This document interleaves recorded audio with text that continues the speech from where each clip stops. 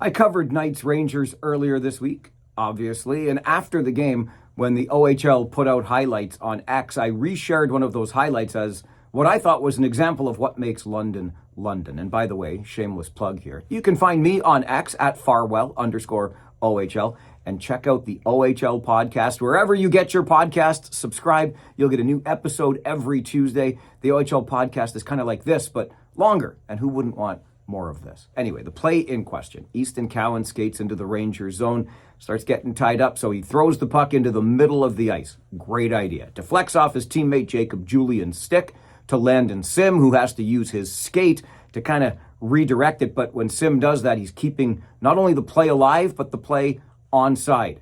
Off of Sim's skate, it kicks to defenseman Jared Woolley, who curls back to the middle of the ice, finds a shooting lane, and puts the puck on the net, which is exactly where Landon Sim went, and he was able to bang in a rebound. It's just the little things, and I thought a great example of what makes London, London. Put pucks into open space, keep plays alive, go to the net, that's where you get goals. A great example of how to do the little things right. So I share this on X, and that's where things got really interesting. People pointed out that, well, did you know that Easton Cowan got an assist on that goal? And I hadn't really thought about that, but the video put out by the league makes it pretty clear. Jacob Julian tips the puck, it goes to Landon Sim, who redirects it to Woolley, etc., etc. The goal should be scored, Landon Sim from Jared Woolley and Jacob Julian, but instead, Cowan was awarded the secondary assist on that goal, and that allows Easton Cowan's regular season point streak to continue, even though the Ontario Hockey League isn't officially recognizing the streak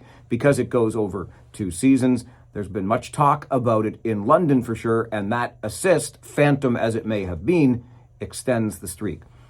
When I started out in the news business, I went to a seminar conducted by a really experienced news person from all kinds of big networks in the States, even the BBC, and his overriding message was, get it fast, get it first, get it right. And that's what's going to make you successful in the news business. I might suggest that the off-ice officials in the Ontario Hockey League take a moment to think about that. Get it fast, get it first, get it right. And I want to be clear. I'm not trying to pick on these off-ice officials here who do, generally speaking, a lot of work for very little in return. Slice of pizza, maybe a little bit of pocket change. It's not like you're getting rich off being an off-ice official, but this is a reminder of why it's important to get it right. In fact, there are little reasons you could get it right. Long time ago, the Rangers used to host this thing called Rangers Day, Hockey Day in Rangers Nation, where young kids would come and get the full OHL experience playing on the big ice. I got to work the PA, so I'm calling out goals, assists, penalties, whatever. And one time this kid comes to the penalty box after I announced the penalty.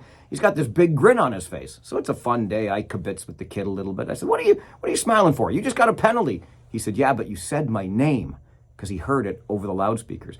Whether you're 9 or 10 or 18 or 19, don't you think you like to hear your name announced in front of thousands of people? Maybe it gives you a thrill, right? You probably deserve that. You earned the point, or maybe even earned the penalty. The point is, you got to get it right. And in this case now, things could not be worse for the Ontario Hockey League. You have people squawking that the phantom assist makes it a phantom streak. And the only way to overturn it is if the London Knights ask the league to correct the scoring. If you're Jacob Julian, are you going to say, oh, I tipped that puck and take the assist away from the guy that's on a 61-game regular season point streak? Of course you're not, and nobody would expect you to. So because we didn't get it right this time, there is a ripple effect that's pretty large. And for a league that has been having its moment this year, right? Just recently, more than 5 dozen players in the NHL Central Scouting mid-season rankings, potential first overall coming out of the Ontario Hockey League, an economic impact of almost